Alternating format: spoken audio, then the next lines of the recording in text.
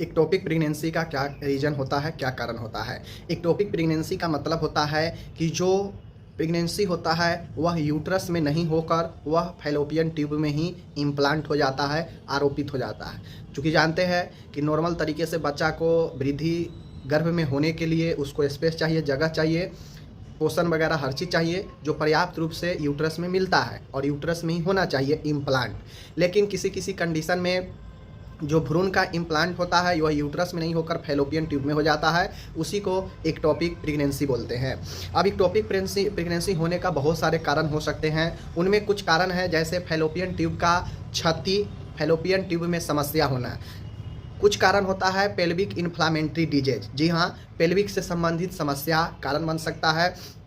कुछ ऐसे पहले पास्ट हिस्ट्री में सर्जरी हुआ है फैलोपियन ट्यूब का, पेल्विक एरिया में कहीं सर्जरी है तो उस रीजन से भी एक्टोपिक प्रेगनेंसी हो सकता है। इंडोमेट्राइडाइटिस यानी गर्भाशय के अंदर जो अंदरूनी लेयर है उसमें कोई समस्या है तो जो प्रेगनेंसी है वो आपका फैलोपियन ट्यूब में ही रह जाता है।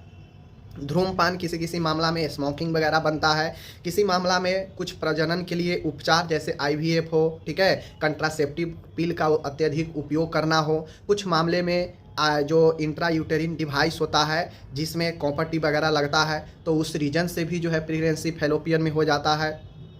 अधिक आयु 35 साल से ज़्यादा आयु होने पर भी ये खतरा बना रहता है एक्टोपिक प्रेगनेंसी होने का।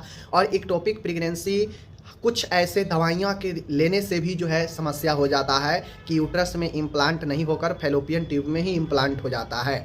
तो कुल मिला के एक्टोपिक प्रेगनेंसी अगर होता है तो यह काफ़ी खतरनाक सिचुएशन बन जाता है क्योंकि पर्याप्त मात्रा में वह एक ट्यूब है, एक नली है, वहाँ पे बच्चा जब वृद्धि होने लगे तो समस्या होगा ही होगा। तो ये होता है एक्टोपिक प्रेगनेंसी।